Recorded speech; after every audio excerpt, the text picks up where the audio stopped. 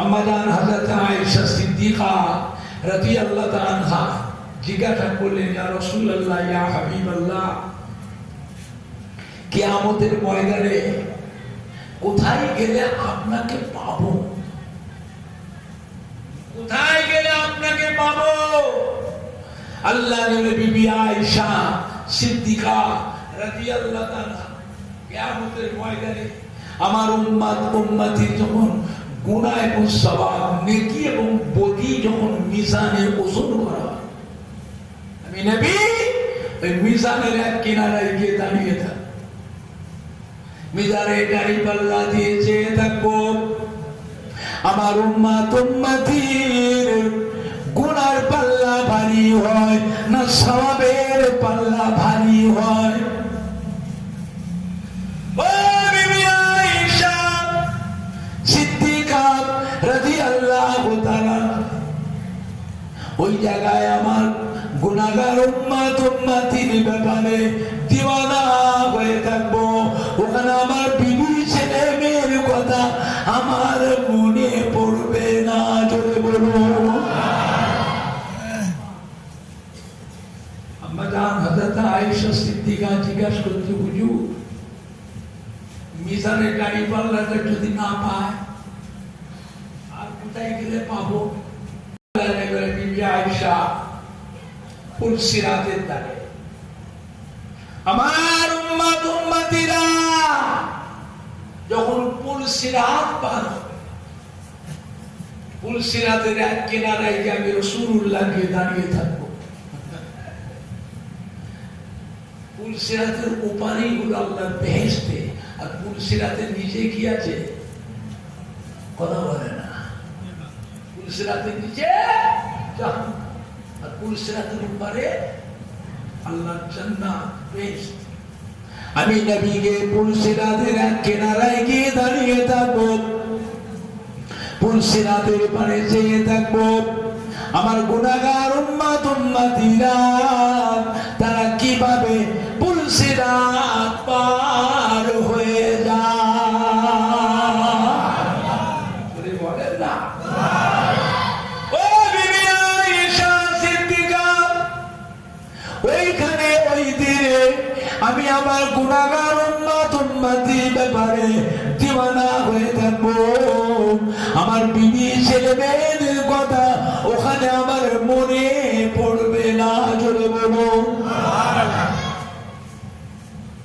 আম্মা জান হযরত আয়েশা সিদ্দিকা রাদিয়াল্লাহু আনহা জিজ্ঞাসা করলেন, ইয়া রাসূলুল্লাহ, ইয়া হাবিবাল্লাহ, মিজানের গাড়ি পাল্লার কাছে, পুলসিরাতের কাছে যদি আপনাকে খুঁজে না পায়,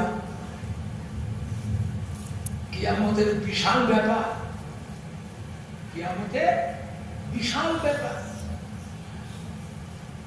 মিজানের গাড়ি পাল্লার কাছে, পুলসিরাতের কাছে যদি না পায় আর কোথায় গেলে পাবো?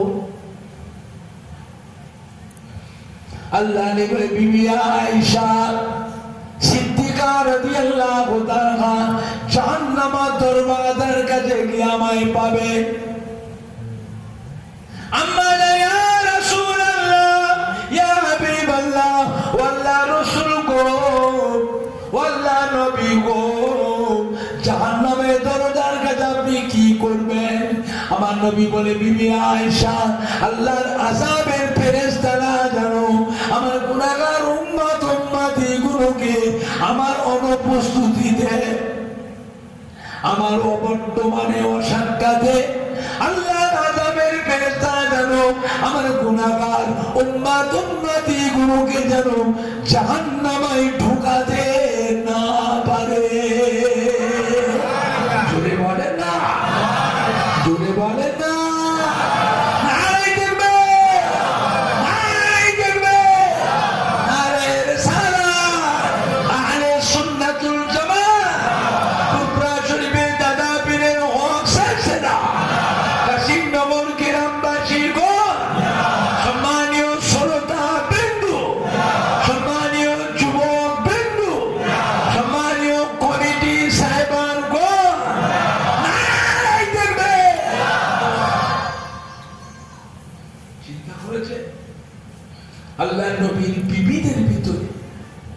আম্মা জান হযরত আয়েশা সিদ্দিকা রাদিয়াল্লাহু আনহা ছিলেন অত্যন্ত আদরের স্ত্রী।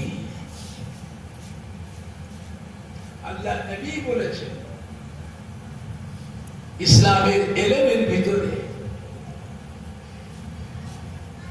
ইসলামের যত এলেম আছে সব এলেমের অন্থার এলেম বিবি আয়েশা সিদ্দিকার কাছে জমা আছে। জোরে বলবেন না?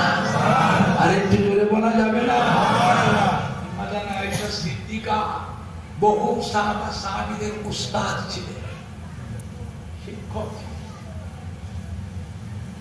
সাহাবায়ে কিরামের কোনো মসলা কোনো ফতোয়া ঠিক করতে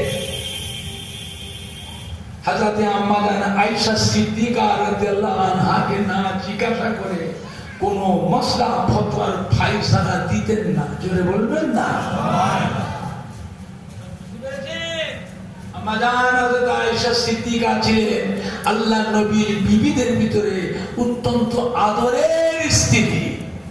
হযরত আবু বকর সিদ্দিকের মেয়ে, হযরত আবু বকর সিদ্দিকের মেয়ে।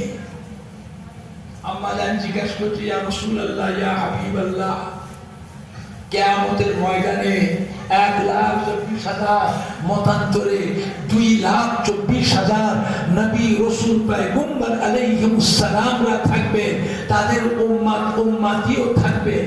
আপনি আপনার উম্মত উম্মতিকে কি করে চিনবেন?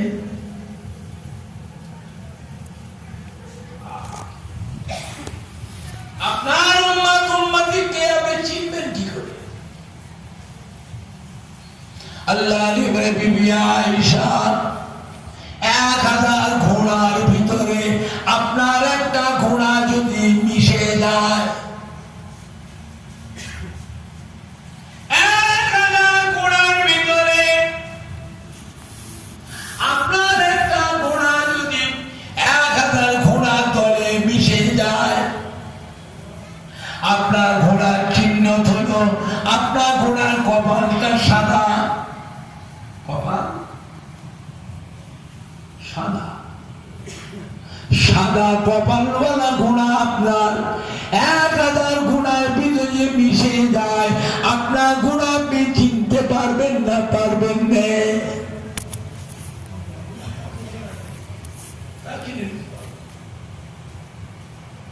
ও বিবি আয়েশা সিদ্দিকা রাদিয়াল্লাহু তাআলা আনহা, কিয়ামতের ময়দানে কোটি কোটি কোটি কোটি উম্মত উম্মতির ভিতরে আমি নবী আমার উম্মত উম্মতি যারা হবে তাদের পেশানি কপাল থেকে আল্লাহ পাক নূরের ঝলক মারবে। জোরে বলুন, জোরে বলেন না? নারায়ে তাকবীর, নারায়ে তাকবীর। আমার উম্মত উম্মতিরা নামাজ পড়েছিলেন, ফরজ নামাজ পড়েছিলেন, সুন্নত নামাজ পড়েছিলেন, নফল নামাজ পড়েছিলেন, জুমার নামাজ পড়েছিলেন, ঈদ আইনের নামাজ পড়েছিলেন, ঈদুল ফিতর, ঈদুল আযহা, তারাবি নামাজ পড়েছিলেন। আমার উম্মত উম্মতিরা তাহিয়াতুল উযু নামাজ, দুখুলুল মসজিদে নামাজ পড়েছিলেন। আমার উম্মত উম্মতিরা তাহাজ্জুদের নামাজ পড়েছিলেন, ইশরাকের নামাজ পড়েছিলেন, চাশতের নামাজ পড়েছিলেন, সালাতুত তাসবিহ নামাজ পড়েছিলেন, সালাতুল আবাবিনের নামাজ পড়েছিলেন। আমার উম্মত উম্মতিরা কোরআন পাক তেলাওয়াত করেছিলেন, জিকির আজকার করেছিলেন, তাসবিহ তেলাওয়াত করেছিলেন, দরুদ শরীফ তেলাওয়াত করেছিলেন। আমার উম্মত উম্মতিরা এই যে উযু করেছিলেন, উযু করেছিলেন, উযু করেছিলেন, উযু করেছিলেন, উযুর প্রত্যেকটা অঙ্গ প্রত্যঙ্গ থেকে কিয়ামতের ময়দানে আল্লাহ রাব্বুল আলামিন নূরের চমক, নূরের ঝলক মারবে। জোরে বলুন, ও বিবি আয়েশা সিদ্দিকা রাদিয়াল্লাহু তাআলা আনহা, কোটি কোটি কোটি কোটি উম্মতের ভিতরে আমার উম্মত উম্মতি দিগকে নূর থেকে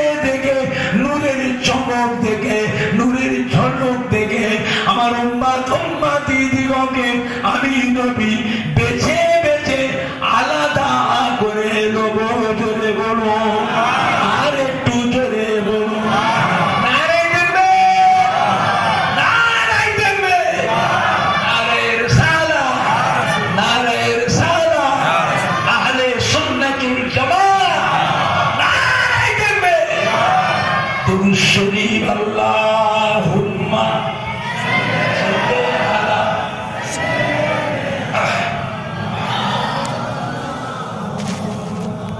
ওয়ালা আলি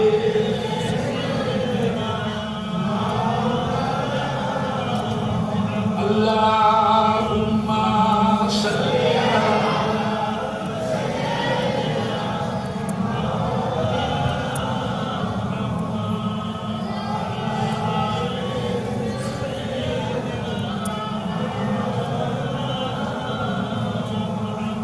जोरे जोरे कलमा ला इलाहा इल्लल्लाह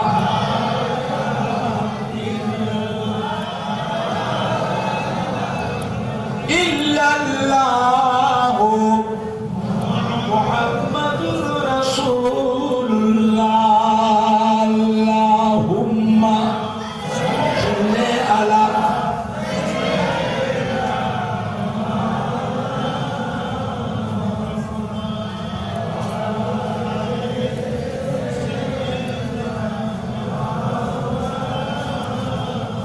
আমার ভাইজানরা, বাপজানেরা, যুবকেরা, সোনার মানিকরা, কলিজার টুকরা সন্তানেরা, আল্লাহ ওয়ালাদের ইত্তেবা করে আল্লাহর ওলিয়ে কামেল হাক্কানি পীরে কামেলদের ইত্তেবা অনুসরণ অনুকরণ।